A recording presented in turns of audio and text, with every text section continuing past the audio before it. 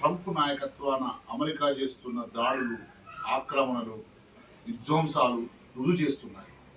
ఇజ్రాయిల్ను ప్రోత్సహించి పాలస్తీనాపై గత కొన్నేళ్లుగా చేస్తున్న దాడులతో జరుగుతున్న మానవ హననం ప్రతి ఒక్కరిని కదిలిస్తున్నది. వెనిజులా దేశ అధ్యక్షుడిని ఎత్తుకుపోయి నిర్బంధించడం, గద్ద వచ్చి కోడి పిల్లలను ఎత్తుకుపోయినట్లు నగ్నంగా తన దోపిడిని కొనసాగించేందుకు అంతర్జాతీయ మానవ హక్కులను, న్యాయ సూత్రాలను ఉల్లంఘిస్తున్నది. గతంలో అమెరికాపై ఇలానే దాడి చేసింది. ఇప్పుడు ఇరాన్ పైన కాలు దూవుతున్నది.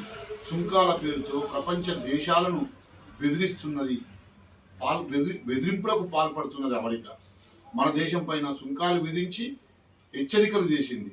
ప్రపంచ దేశాలలో రష్యా, చైనాలు ధీటుగా సమాధానం చెబుతుండగా, పెద్ద ప్రజాస్వామ్య దేశమని గొప్పలు చెప్పుకునే మన నరేంద్ర మోడీ నాయకత్వాన ఈ సంఘటనను ఒక్క మాట కూడా మాట్లాడటం లేదు. ఈ సంఘటనపై అమెరికా సామ్రాజ్యవాదానికి తలొగ్గి దేశ ప్రయోజనాలను, ప్రతిష్టలను తాకట్టు పెడుతున్నది.